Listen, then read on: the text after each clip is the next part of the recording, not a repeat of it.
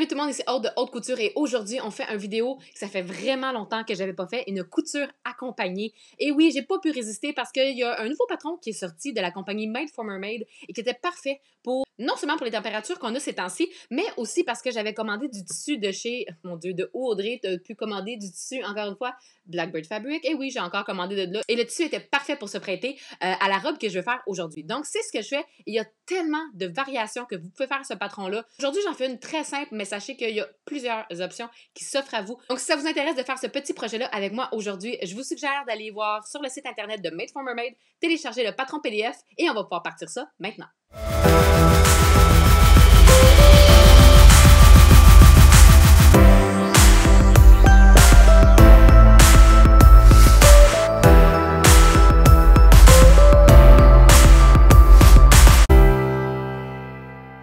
J'avais besoin de coudre ces temps-ci, en fait, je sais pas si c'est un besoin ou un prétexte, mais des robes soleil, parce que je me rends compte que j'ai beaucoup de belles robes, de robes un peu plus chic ou d'occasion, mais pas beaucoup de robes soleil. Et avec les canicules qu'on a en ce moment au Québec, je vous cacherai pas que des petites robes soleil seraient plus que bienvenues. Et j'ai vraiment envie de coudre des projets pour moi, donc tout ça tombait à point. On va faire donc le Sage de Made for Mermaid aujourd'hui. Je vais faire quasiment toutes les options, c'est-à-dire que je vais avoir les manches et le bas courbé.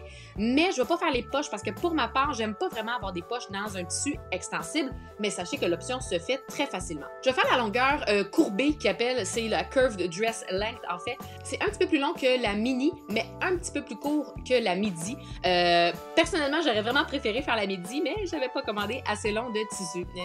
My bad. Mais c'est pas plus grave, je sais, ça va être vraiment très bien aussi. Pour ce qui est des tissus que vous pouvez choisir, là, on se cachera pas qu'il y a quand même plusieurs options, mais dès qu'on tombe dans du jersey de coton, du jersey de bambou, ça va être, je pense, ce qui va être le plus confortable. Je travaille aujourd'hui avec un jersey qui est un mélangé, donc je travaille avec un jersey de coton, mais aussi avec un peu de polyester. Et pour ma part, je trouve que ces genres de jerseys-là sont ceux qui se prêtent le mieux quand on a des robes aujourd'hui qui sont quand même un peu ajustées. C'est pas tout à fait moulant, c'est pas quelque chose qui est très ajusté sur le corps, mais quand on regarde la plupart des photos des filles qui ont réalisé le projet, la poitrine l'est quand même un peu. Et si jamais vous voulez avoir l'option de le faire un petit peu plus ajusté, quelque chose qui a du polyester dedans s'y prête vraiment bien parce que c'est un tissu qui va très bien répondre à l'étirement de nos courbes. Donc, c'est ce qui va faire en sorte qu'il n'y aura jamais vraiment de petits pop-off qui vont venir se créer là, au fur et à mesure qu'on porte notre robe, notre chandail durant la journée. Mais que ce soit sur Blackbird Fabric ou Petite Pelure ou Non Non Oui, qui sont deux boutiques québécoises, vous allez pouvoir retrouver aussi des jerseys de coton de bambou, des cotons biologiques aussi qu'on retrouve de plus en plus. Donc, ça peut être intéressant de regarder les différents jerseys qui s'offrent à vous. Je vais laisser les liens de boutiques dans la barre de description juste en dessous, où est-ce que vous allez pouvoir, pour la plupart, trouver quand même un choix assez varié de jerseys. Pour ce qui est du patron, c'est pas la première fois que je travaille avec le Made for Mermaid. J'ai toujours beaucoup aimé leur patron, beaucoup d'informations. C'est des patrons de qualité, fait qu'à chaque fois que je veux m'acheter un patron 2, je vous avouerai que c'est un no-brainer, je me pose pas vraiment de questions, je l'achète. Si j'aime le modèle, j'en ai fait pour ma fille, j'en ai fait pour moi et je m'attaque sous peu au patron de lingerie, donc au soutien-gorge Lana Bra et à la culotte Greta et la Luna aussi, qui vont être, spoiler alert, partie d'un cours que vous allez pouvoir faire avec moi à la carte. Vous n'aurez pas besoin de faire partie de l'abonnement. Bref, chaque chose en son temps, Audrey. Vous allez pouvoir aller prendre vos mensurations pour aller sélectionner la grandeur que vous avez de besoin. Vous allez pouvoir choisir si vous voulez avoir une encolure profonde, une encolure plus proche du cou, encolure en V. Vous pouvez faire pas de manche, manche courte, manche 3/4, manche longue. Et pour les longueurs aussi, vous avez plusieurs options qui s'offrent à vous. On a la mini, la midi et la maxi. Et chacune d'entre elles vient avec une version avec l'ourlet courbé. Et si vous allez voir sur leur blog, encore une fois, le site internet va être laissé dans la boîte de description juste en dessous. Vous allez pouvoir donc aller voir sur leur blog. Il y a plusieurs articles qui vous montrent comment faire des modifications de ce patron-là pour pouvoir changer, soit avoir une grandeur plus courte en avant qu'en arrière, ou ne pas avoir de fente de chaque côté. Bref, il y a plusieurs options qui s'offrent à vous. Pour un patron qui, en ce moment, est en rabais à 8,50 $, je vous dirais que vous avez tellement d'options dans le patron que c'est encore une fois très intéressant de venir travailler avec les patrons de Made for Mermaid. Aujourd'hui, deux choses qui vont être intéressantes à regarder dans la vidéo, outre le magnifique patron, bien évidemment, ça va être le travail que je vais faire à partir de ma surjeteuse. Si jamais vous avez des questions ou savoir comment tout ça va s'assembler avec la surjeteuse, la vidéo va pouvoir peut-être répondre à certaines de vos questions. Sachez que si vous voulez le faire avec la machine à coudre, naturellement, ça se fait très bien. Les jerseys, c'est vraiment pas des tissus qui s'effleuchent beaucoup, donc c'est pas essentiel de venir le faire à la surjeteuse. La seule chose qu'on prend en considération naturellement, c'est qu'on va venir assembler ça avec le point le plus stretch possible de notre machine à coudre, c'est-à-dire le point éclair ou le point zigzag qu'on va avoir rétréci en longueur et en largeur.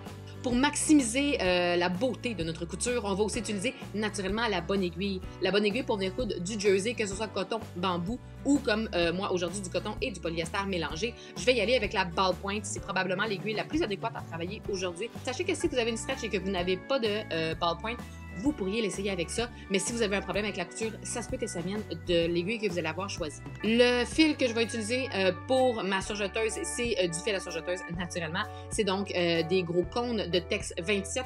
Je vais encore une fois vous laisser un lien en dessous du vidéo pour pouvoir aller chercher le site que je préfère en ce moment pour acheter les fils. C'est sur Cleaner Supplies, c'est des fils de très bonne qualité, c'est les Maxiloc et pour vrai, c'est probablement là où je les ai vus le moins cher.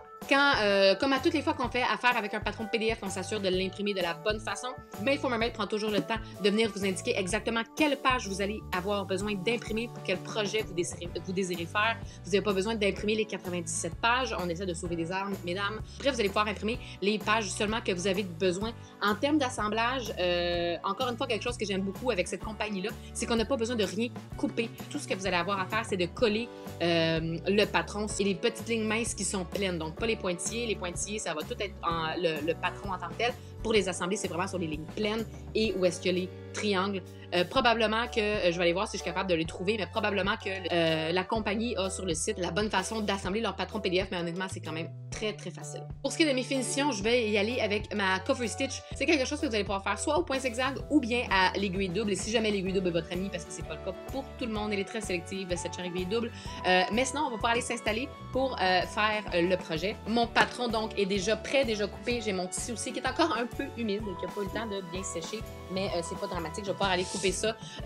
Moi, je me suis gardée, je sais que je le ferai pas en maxi. Personnellement, c'est pas quelque chose que j'aime énormément la longueur jusqu'en bas. Je trouve que c'est pas quelque chose qui me va très très bien. Donc, je l'ai seulement coupé jusqu'au midi. J'aurais pas besoin d'avoir plus, mais je veux quand même garder ça. Je veux avoir l'option droit, l'option courbée. Tout ce que je vais faire, c'est que quand je vais venir me placer pour faire mon... aujourd'hui, je fais la Curved Dress Length. Je vais seulement venir me plier ça et après ça, je vais pouvoir venir retravailler ma courbe. J'essaie de ne pas la couper le moins possible parce que je vais essayer de pouvoir réutiliser la pièce que j'ai coupée le plus. Donc, je vais aller m'installer, je vais aller couper mon tissu. Les deux, le devant et le dos, sont faits sur la pliure. On a également la bande d'encolure et la manche que je vais venir faire. Si jamais vous ne vouliez pas avoir de manche, vous aviez une autre bande à venir couper qui va être les deux finitions pour la manchure et pour l'encolure. Vous pouvez, comme je disais, avoir aussi un encolure en V. Vous avez tous les patrons pour pouvoir le faire. Portez attention aux patrons que vous devez imprimer pour pouvoir réaliser le projet que vous voulez faire. Bon, il y aura petit changement parce que je n'avais pas assez long, naturellement, dans ce que je m'étais commandé. J'avais pris une longueur en pensant que j'allais me faire un chandail, mais finalement, c'était pas un chandail. Donc, ça va être la longueur mini. Et si jamais je trouve que c'est trop court, parce que j'ai un petit peu peur, ce que je vais faire, c'est que je vais seulement le raccourcir et ça va devenir un t-shirt si jamais c'est dramatique. Mais si jamais ça me dérange pas trop, j'avouerai que je vais probablement le laisser comme ça. Donc, sur le patron, ce qui va être important à regarder. Moi, j'ai mes manches. Ça, c'est parfait. On va avoir des crans ici. Ça va être important à rapporter si jamais vous avez les poches à placer. Si vous voulez avoir la fente sur le côté, vous pouvez la faire soit très haute ou plus basse. J'avouerai qu'entre les deux, je suis portée à aller faire la haute pour une seule chose parce que j'avoue que ça va probablement, vu que je fais la mini, ça va probablement arriver parce que ça serait pas vraiment portable en tant que robe. Mais j'aime vraiment l'option où est-ce qu'on peut faire un nœud dedans. Il y a beaucoup de personnes qui ont fait ce projet-là qui l'ont fait et donc j'aurais été tentée de le faire aussi parce que j'aime vraiment la mode du petit nœud.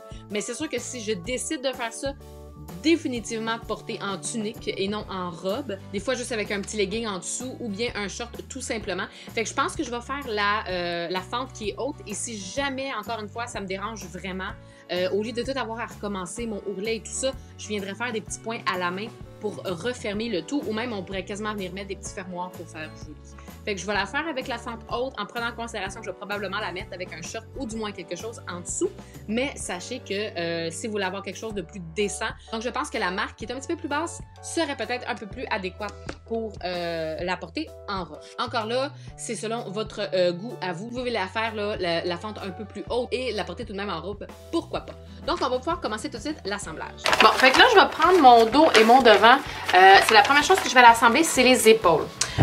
Pour les épaules, moi, ce que j'aime faire, c'est venir les stabiliser. J'en parle souvent dans l'abonnement avec un élastique clair. Dès que j'en ai coup dans l'extensible, comme en ce moment, j'aime ça venir stabiliser les épaules parce que c'est là où est-ce que tout le vêtement, le support se fait quand on le porte sur nous. Fait que j'aime bien venir mettre un élastique clair. Je vais aller vous montrer c'est quoi. Si jamais vous en avez pas, vous pouvez venir vous couper une petite largeur d'entoilage tricot pour venir encore une fois aider à stabiliser. Ça va vraiment bien venir faire le travail. On va venir se placer endroit contre endroit. Commencer par placer mon devant.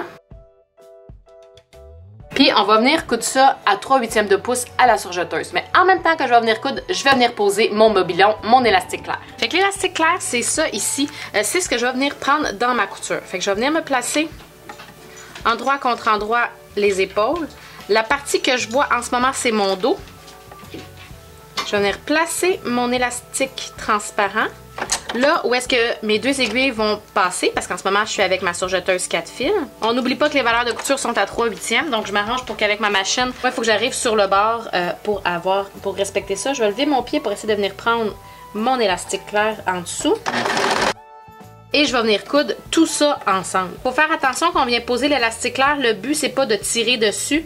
C'est seulement pour venir le placer de la même façon pour que ça vienne faire une stabilité à notre couture. Fait que j'ai mon élastique clair qui est pris dans ma couture. Je vais venir faire la même chose de l'autre côté. Et là, si jamais vous aviez le color block, c'est-à-dire que votre robe avait plusieurs parties de tissu, vous allez pouvoir aller le faire maintenant. Même chose pour les poches. Si vous aviez des poches, on va venir les coudre à l'instant. Il y a des de bons supports visuels photos sur le document qui vient avec le patron. Donc, n'hésitez surtout pas à venir les utiliser. Ensuite de ça, on vient poser les manches. Eux autres, ce qu'ils font, c'est qu'ils font le ourlet de manche et après viennent le poser. Personnellement, je préfère vraiment plus venir poser mes manches et après ça, venir faire le ourlet pour qu'il soit tout d'un rond. L'un ou l'autre, ça fait le travail. C'est vraiment une question de finition. Je préfère définitivement venir faire mon ourlet à la fin. Mais somme toute, ça vient s'installer de la même façon. Je viens me mettre endroit contre endroit. Là où est-ce qu'il y a un triangle quand on est venu couper notre patron, c'est le milieu de notre épaule. Je vais m'épingler là en premier. Après, je m'en vais m'épingler au sous-bras. Même chose de l'autre côté. J'épingle tout de suite mes deux emmanchures, tant qu'à être là. Puis surtout, tant qu'à être à la machine tantôt. Donc, le centre qui est le triangle et mes deux sous-bras. On va venir assembler ça à 3/8 de pouce à la surjeteuse. Je vais venir me placer pour que ma partie la plus courbée, donc la tête de manche. Donc, la manche va être sur mes griffes. Et ce que je vais voir, c'est la robe. C'est donc la manchure. En prenant entre mes doigts le milieu de ma manche à l'épaule, je vais venir placer bord à bord tout le long. Je m'arrête. Je viens replacer pour que mon emmanchure arrive au bord du haut de la manche, de la tête de manche. Quand on arrive à la couture d'épaule, très important, les épaules, on les envoie, très important, les valeurs de couture d'épaule, on va les envoyer vers le dos. Et là, le gros triangle qu'il y avait dans le haut, il va se couper avec le couteau de la surjeteuse. Et on va continuer jusqu'à l'autre sous-bras en restant toujours, bien évidemment, bord à bord et à 3/8 de pouce de valeur de couture. On peut s'assurer qu'on a tout bien pris partout. Puis on va aller faire la même chose de l'autre côté.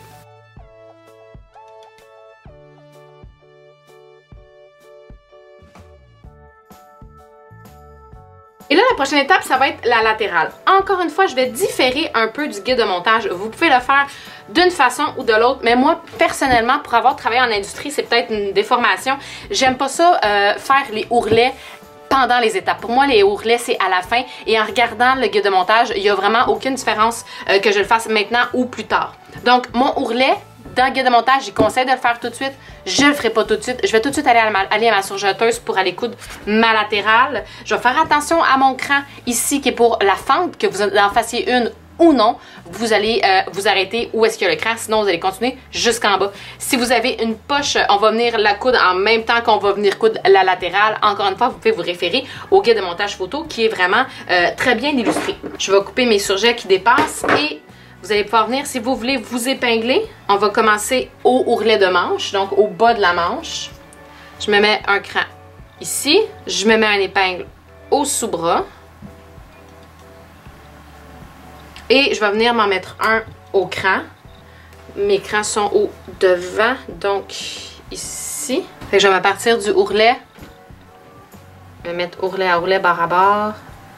Et monter sur ma latérale jusqu'à ce que j'aie mon cran. C'est pas facile avec le jersey parce que comme vous allez avoir constaté, si vous l'aviez pas déjà travaillé ce matériel-là, c'est des tissus qui roulent énormément. Vous pouvez vous fabriquer une formule pour faire votre propre stabilisateur maison avec de l'eau et de l'amidon de maïs, si je me trompe pas.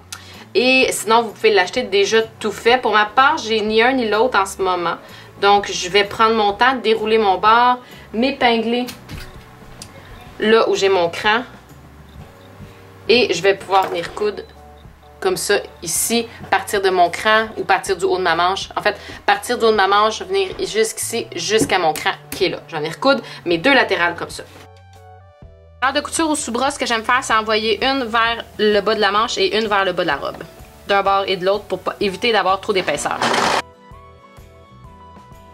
Quand j'arrive au cran, t'as peu, Audrey, place-toi comme fou.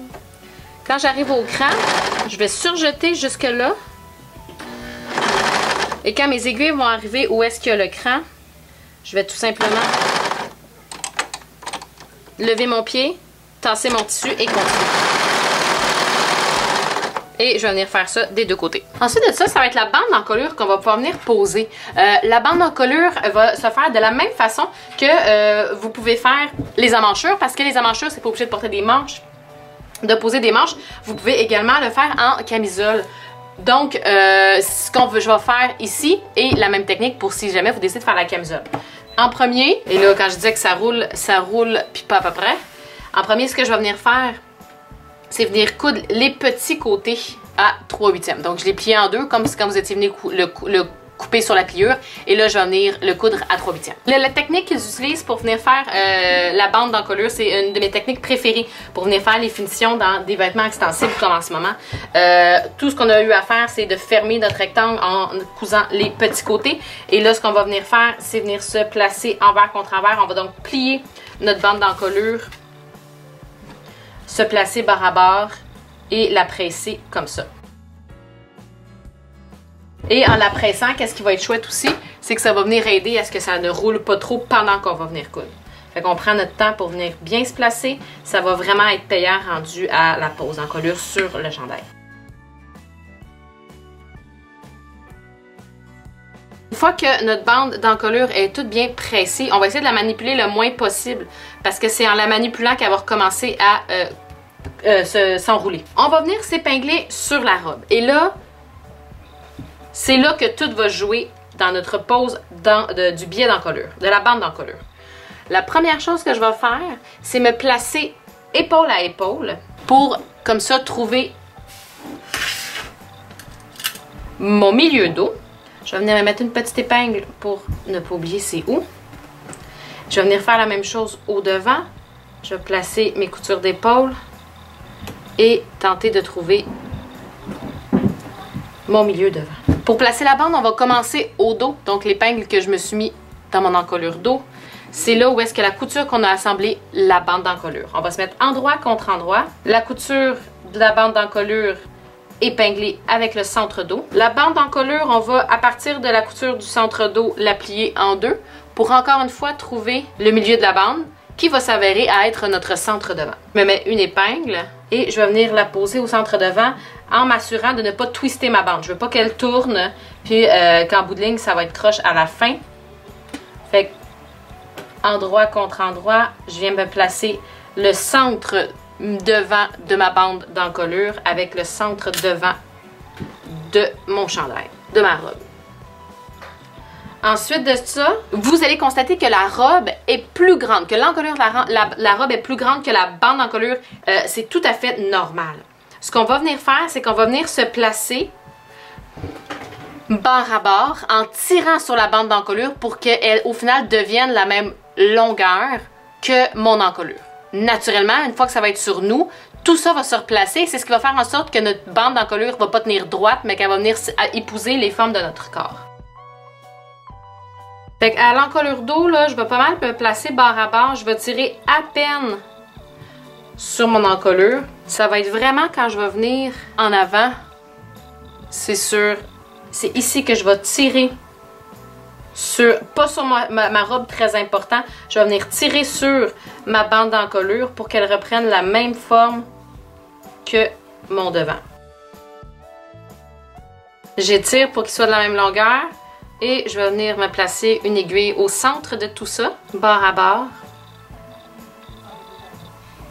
Quand je vais venir coudre, encore une fois, je vais étirer ma bande d'encolure pour qu'elles soient les deux de la même longueur. Je vais m'assurer que ça fait du sens partout. Et on va venir coudre ça à 3/8 de pouce également. Pour commencer la couture, je vais me placer au centre dos.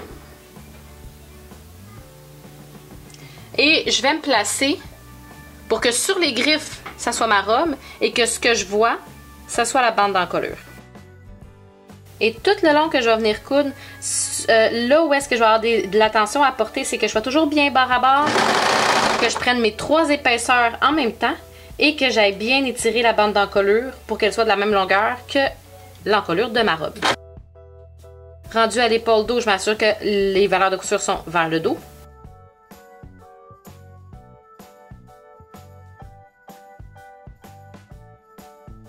Une fois que l'encolure elle est faite, on va venir tout de suite la presser. Honnêtement, c'est pas une étape à lésigner. Hein. On va venir presser ça, les valeurs de couture vers la robe et on n'hésite pas à venir mettre de la vapeur. C'est vraiment ça qui va venir faire toute la différence.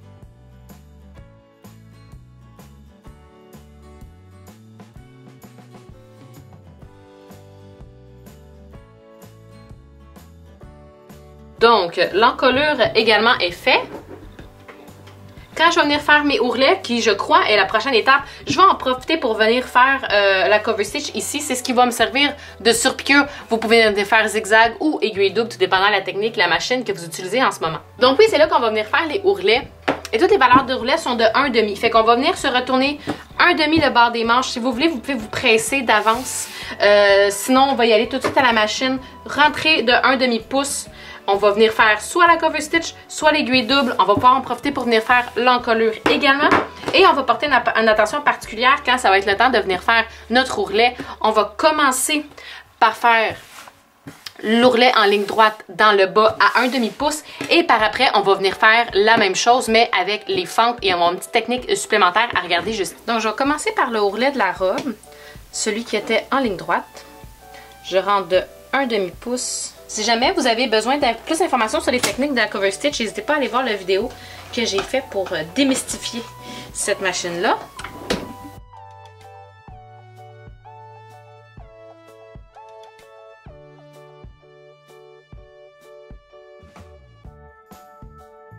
Ce ourlet de 1,5 pouce là, je le fais la même chose de l'autre côté. Donc si vous étiez au devant, ce que vous venez de faire, on s'en va au dos faire l'ourlet de la robe également.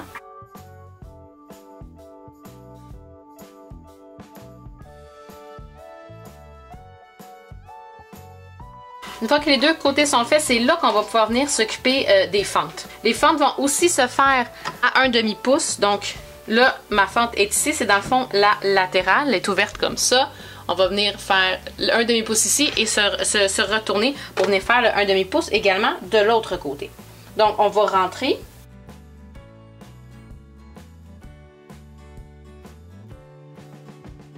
Et là, quand on va arriver à la fente, on va rentrer de 1,5 pouce également ici aussi.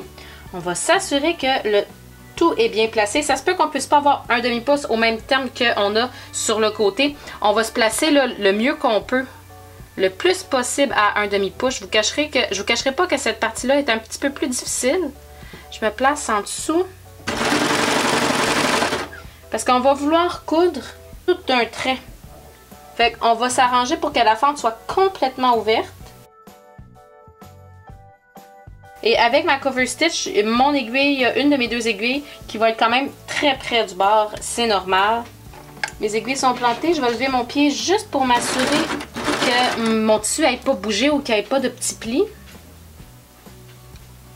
Et je vais repartir, je suis rendue sur l'autre pli. Je m'assure de toujours être bien retourné de 1,5 pouce. Et je couds jusqu'en bas.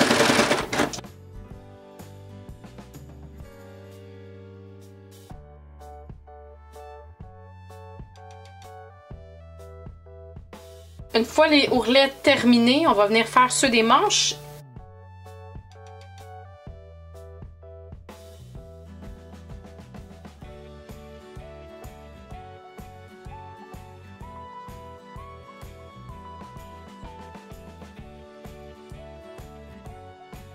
Et une fois que l'ourlet des manches est terminé, je vais pouvoir aller faire la surpiqûre de mon encolure. Fait que c'est pour ça que je disais là tantôt, moi j'aime bien ça les faire tout en même temps. Je m'assois à ma machine, je fais tout d'un coup, puis après ça je vais tout pouvoir couper puis ajuster mes fils d'un coup également. Pour mon encolure, je pars encore une fois au dos. Et là, étant donné que j'utilise une cover stitch avec mes aiguilles qui sont quand même assez larges, j'ai 1/4 de pouce entre les deux, je vais avoir le centre de mes deux aiguilles va correspondre à ma couture d'assemblage, une aiguille sur la robe et une aiguille sur la bande d'encolure.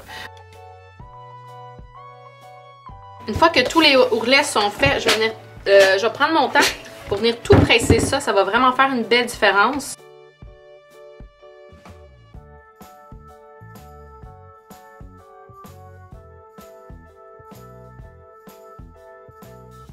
Et en ce qui a trait à l'encolure, quand je suis venue faire ma cover stitch, j'avais une aiguille dans la robe et une aiguille dans la bande d'encolure pour être sûr qu'il n'y ait pas trop de différence d'épaisseur. Parce que si je le fais tout sur la robe et que j'ai un cover stitch qui est large, j'ai une aiguille qui est dans les valeurs de couture et une aiguille qui est seulement dans une épaisseur de la robe. Il y a tellement un gros déséquilibre que habituellement le cover stitch est vraiment pas beau. Fait que pour ma part, je préfère mettre une aiguille dans la robe et une aiguille dans l'encolure. Une fois que tous les bords sont faits et qu'ils sont pressés, le projet est déjà terminé. Et voilà, c'est ce qui termine la vidéo d'aujourd'hui. J'espère que vous avez aimé. Et si jamais ça vous intéresse, sachez que le projet qu'on a fait aujourd'hui, si on le fait un peu plus court, se porte très bien avec la jupe portefeuille qu'on a faite en live dimanche passé. Si c'est pas déjà fait, je vous invite à vous abonner sur la chaîne, à commenter si jamais vous avez des questions et à cliquer j'aime si vous avez aimé le contenu d'aujourd'hui. Sur ce tout le monde, je vous dis bonne couture et à bientôt.